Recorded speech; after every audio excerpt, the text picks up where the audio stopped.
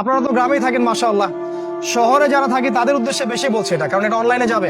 শহর কেন্দ্রিক জীবন ব্যবস্থা ত্যাগ করতে হবে। শহরে আপনি বাঁচতে পারবেন না, টিকতে পারবেন না, শহরগুলো ধ্বংস হয়ে যাবে। আল্লাহ পাক বলেছে ওয়াইম মিন ক্বরিয়া ইল্লা নাহনু মুহলিকুহা ক্বাবলা ইয়াউমিল কিয়ামাহ, কিয়ামতের আগেই প্রত্যেক নগরী আমি ধ্বংস করে দিব। আল্লাহ পাক বলেছে শহর থাকবে না। প্রত্যন্ত জায়গায় চলে যাওয়ার চেষ্টা করেন, গ্রামের বাসা ওইদিকে প্রজেক্ট করেন, ছোট ছোট মুসলিম কলোনি করে গড়ে তুলতে হবে।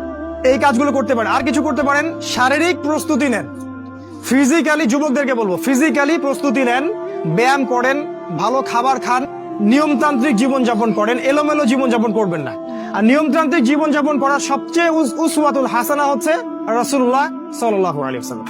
উনার সুন্নাহ মাফিক জীবনযাপন করেন, আপনি ভালো থাকবেন। কারণ সামনের দিনগুলোতে আরো ফিতনা বাড়বে এবং আমাদের এই যুব সমাজের এবং তার পরবর্তী প্রজন্মের শারীরিক অবস্থাকে নষ্ট করে দেওয়ার জন্য অগণিত খাবার বাজারে ছেড়ে দেওয়া হয়েছে, যেগুলোর মধ্য দিয়ে অসুস্থ হয়ে যাবে। তাই রাসূলের পদ্ধতি অনুযায়ী জীবনযাপন করেন, ভালো খান, ফ্রেশ জিনিস খান, ব্যায়াম করেন, শারীরিক প্রিপারেশন নেন, আপনি ভালো থাকবেন ইনশাআল্লাহ। এই কাজগুলো আপনাকে ইনশাআল্লাহ শেষ জামানায় বাঁচতে সাহায্য করবে।